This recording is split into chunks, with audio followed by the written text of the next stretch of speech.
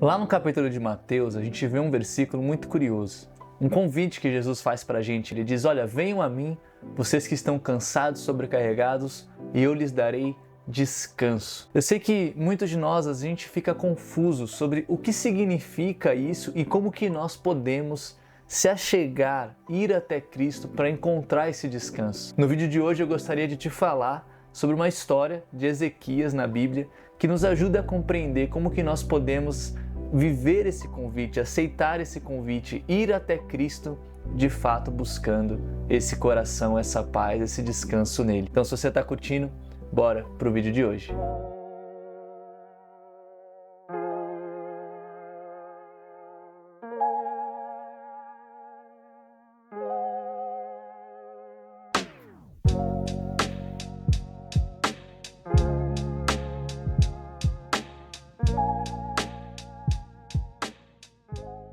Fala meus queridos, tudo bem com vocês? Como é que vocês estão, galera? Muito prazer, para aqueles que não me conhecem, meu nome é Caio César, eu sou ministro religioso e sou professor também na plataforma de cursos lá da Udemy. Se você quer conhecer um pouco mais do meu trabalho, saber os cursos que eu produzo por lá, vai aqui no link da descrição e eu tenho certeza que você vai ser muito edificado. Galera, hoje nós vamos falar aqui no nosso quadro Pausa para o Café. Pausa para o Café é um quadro onde a gente tira para falar de coisas profundas da vida cristã, no tempo de tomar um cafezinho. Então é um vídeo um pouco mais rápido, mais curto, uma conversa que eu tenho aqui com vocês. E eu espero que vocês gostem desse assunto que a gente vai trazer hoje, que a gente vai falar sobre como nós podemos descansar em Jesus Cristo. Bem, se você está curtindo até aqui, por favor, gente, deixa aquele seu joinha abençoado, por favor, deixa o seu like aqui nesse vídeo. Esse like é muito importante, não só para o YouTube reconhecer que esse vídeo é bom e assim ele vai transmitir para muito mais pessoas, mas também é importante para mim. Eu me sinto muito encorajado, ajuda muita gente aqui no nosso canal a continuar produzindo conteúdo. Então, por favor, deixa o seu joinha abençoado, se inscreva no canal também e deixa aqui nos comentários como é que é para você essa questão, né, de descansar em Jesus Cristo. Para você é um caminho fácil, é um caminho difícil? Enfim, para cada um de nós eu acredito que vai ter uma certa dificuldade ou facilidade nisso, então coloca aqui nos comentários para a gente poder aprender uns com os outros nesse assunto, beleza? Mas então, galera, vamos falar aqui, eu quero compartilhar com vocês brevemente a história do rei Ezequias, que é uma história que me ajuda particularmente a conseguir me achegar em Deus e descansar nele. E eu queria ler com vocês um salmo, né? O Salmo 116, um salmo que a gente não sabe exatamente quem que é o autor, mas que com base no que a gente sabe da Bíblia, com base também no que o salmista fala, provavelmente esse salmo ali ou foi escrito ou se relaciona com a história do rei Ezequias. E os salmos, toda vez que a gente vai para os salmos, é muito interessante, né? Porque os salmos, é um livro muito profundo, ele não só fala de nós, do nosso relacionamento com Deus, mas muitas vezes os salmos ele fala por nós, né? Muitos de nós gostamos até de orar salmos, e é sempre muito especial quando a gente se volta para o Salmo. E no caso do Salmo 116, a Bíblia está nos trazendo, retratando ali a história do rei Ezequias, que é uma história muito sofrida mesmo. Porque a gente vê o rei Ezequias, ele assume ali, né, ele se torna rei ali de Israel, mais ou menos, se eu não me engano, ali quando ele tinha uns 20, 25 anos, e ele vai reinando ali por um bom tempo. E ele é um rei que foi muito próspero. O rei Ezequias, ele foi um rei realmente muito bom para o povo, fez a nação crescer como um todo. Porém, no auge do seu poder, né, no auge ali do seu reinado, a Assíria decide atacar Israel. E nesse momento a Assíria, ela chega com tudo. O rei assírio, ele vai lá e faz uma afronta ao rei Ezequias e fala, olha, ou você se rende ou a gente vai chegar. Ele até esnoba ali o nome de Deus. E nesse momento Ezequias, ele ora muito a Deus e Deus, ele ouve as orações de Ezequias e manda ali um anjo, né, para poder devastar ali o exército inimigo, e em uma noite o anjo do Senhor mata mais de 180 mil homens ali assírios, livrando Israel daquela situação. Um pouco tempo depois, quando Ezequias já tinha uns 39 anos mais ou menos, ele é atacado por uma doença que naquele momento ali não se tinha cura, não se sabia o que era. E aí o profeta Isaías vai até Ezequias e fala, olha, coloca suas coisas em ordem, arruma sua casa porque não vai ter jeito, você vai morrer. E Ezequias, ele vira para a parede, ele começa a orar a Deus, ele começa a implorar, né, para que Deus acrescente mais dias para ele aqui na terra. E a oração de Ezequias ela é tão profunda e ela é tão sincera que Deus ouve e antes mesmo de Isaías deixar a cidade, ele comanda Isaías a voltar a Ezequias e dizer que Deus ouviu a sua oração e que vai estender ali a vida dele por mais alguns anos. É interessante, né? Porque quando a gente olha para o Salmo 116, a gente vê essa história sendo retratada. E eu quero ler com vocês. Vamos ler aqui do versículo 1 ao 9 e depois do versículo 12 ao 14, que diz o seguinte: Eu amo o Senhor, porque Ele me ouviu quando lhe fiz a minha súplica. Ele inclinou seus ouvidos para mim, eu invocarei toda a minha vida. As cordas da morte me envolveram, as angústias do Sheol vieram sobre mim, aflição e tristeza me dominaram. Então clamei pelo nome do Senhor, livra-me, Senhor. O Senhor é misericordioso e justo, nosso Deus é compassivo. O Senhor protege os simples, quando eu já estava sem forças, Ele me salvou. Retorna ao seu descanso, ó minha alma, porque o Senhor tem sido bom para você.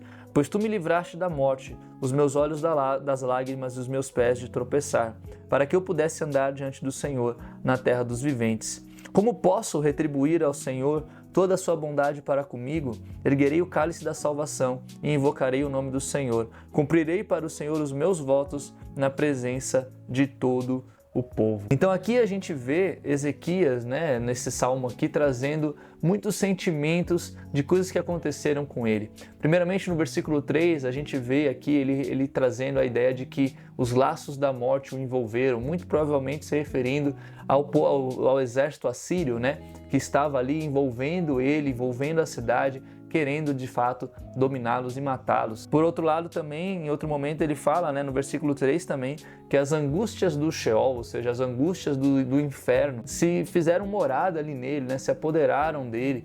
Muito provavelmente o medo da morte, mas nesse sentido por conta da doença, né, essa doença, essa enfermidade que ele teve, de fato mexeram muito com Ezequias. E aí a gente chega aqui no versículo 4, né, quando ele fala: então clamei pelo nome do Senhor.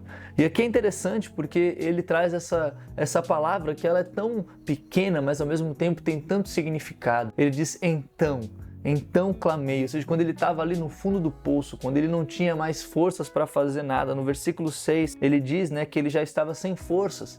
Quando a gente vê essa palavra do grego, quando a gente vai analisar, né, toda a exegese dessa palavra, a gente percebe que ele estava ali prostrado, nocauteado, totalmente derrubado.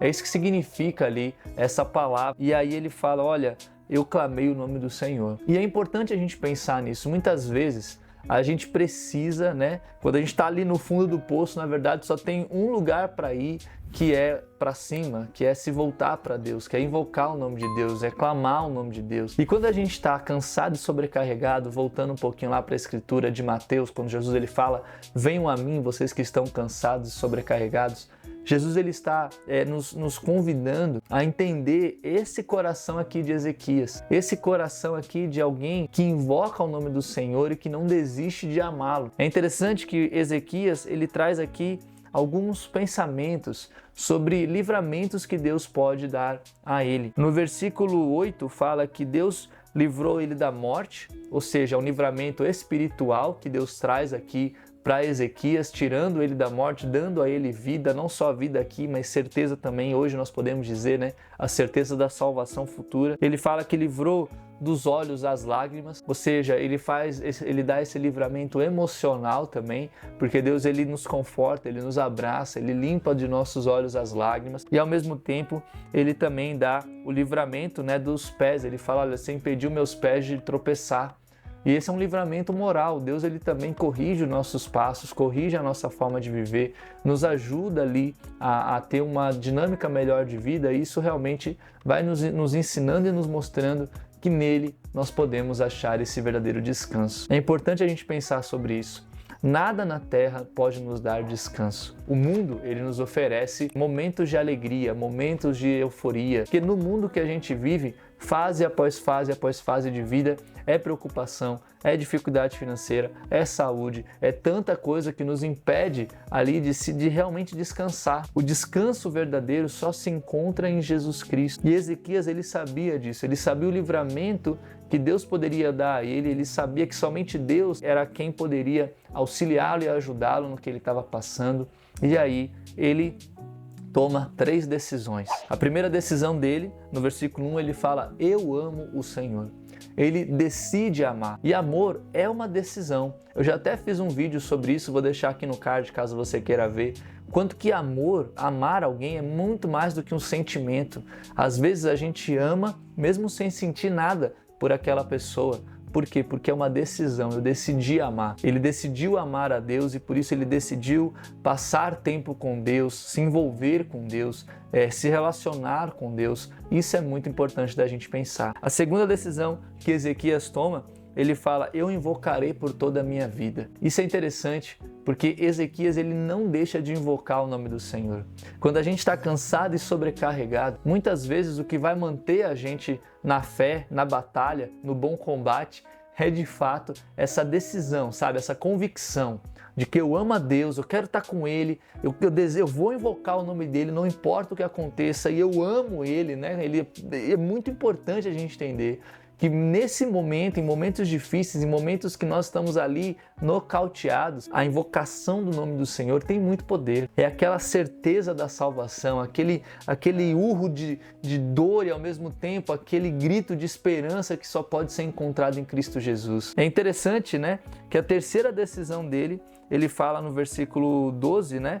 No versículo 14, cumprirei para com o Senhor os meus votos na presença de todo o povo. Ele decide ali andar com Deus, ele decide amar, ele decide invocar, ele decide andar com Deus na presença de todo o povo. Ele não ia esconder o que estava acontecendo, ele não ia fingir que ele não está sofrendo, ele não ia ali fazer um teatro. Pelo contrário, ele ia amar a Deus até o fim, invocar o seu nome e mostrar isso para todas as pessoas, porque ele ia andar com Deus. E essas são decisões que levam Ezequias, no versículo 7, ele fala: retorne minha alma ao seu descanso. E é importante a gente pensar nisso, tem tantas músicas e tantas pessoas que falam para Deus aquietar a nossa alma. Porém, a gente quando olha para a Bíblia, quando olha para Salmos, quando olha para outros exemplos de fé, nós vemos na verdade que o trabalho para que a nossa alma se aquiete é nosso, não é de Deus. A gente não pode delegar isso para Deus. O nosso descanso da alma vem quando nós decidimos e nós ordenamos a nossa alma: minha alma, fica na sua aí, aquiete-se, fica tranquila, se volte para Deus. Essa decisão de amar, de invocar e de andar com Deus, só nós podemos fazer. Deus, ele já fez tudo que podia ter feito num certo sentido, ele já está com o braço estendido,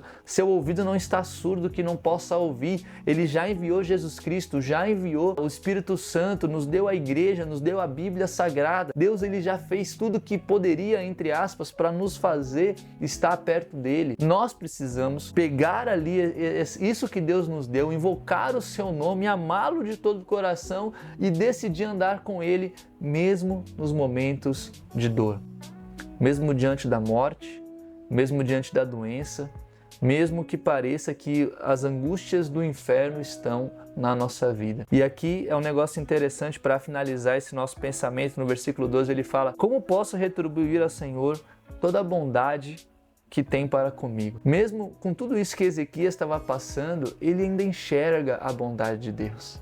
Ele ainda enxerga o cuidado de Deus ali para ele. Imagina você, quanto que vale a sua visão? Se alguém oferecesse um dinheiro para você: olha, eu quero comprar os seus olhos.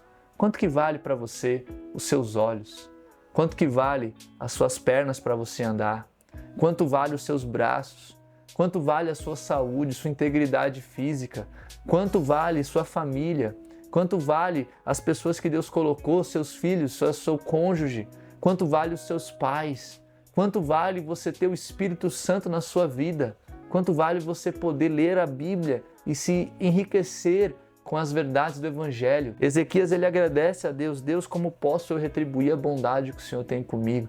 Esse é um coração de um homem que amava a Deus e que buscou descanso, aceitou esse chamado de Jesus Cristo, né, de descansar nele. Gente, eu espero que vocês tenham gostado. Talvez eu tenha me empolgado aqui um pouquinho nessa pregação aqui quase, né? Mas de verdade, pense sobre essas coisas. Se você quer buscar descanso em Deus, siga o exemplo de Ezequias. Decida amá-lo, decida invocá-lo, decida andar com ele, reconhecendo que ele vai te dar o livramento da morte, esse livramento espiritual, esse livramento, né, emocional e esse alivamento moral. Só Deus é capaz de nos dar o verdadeiro descanso, beleza? Espero que vocês tenham gostado. Se vocês curtiram, por favor, deixa aqui o seu like, esse nosso joinha abençoado, né? Por favor, gente, se inscreva também no canal e deixe nos comentários o que você achou dessa reflexão. Um grande abraço e até o próximo café. Valeu!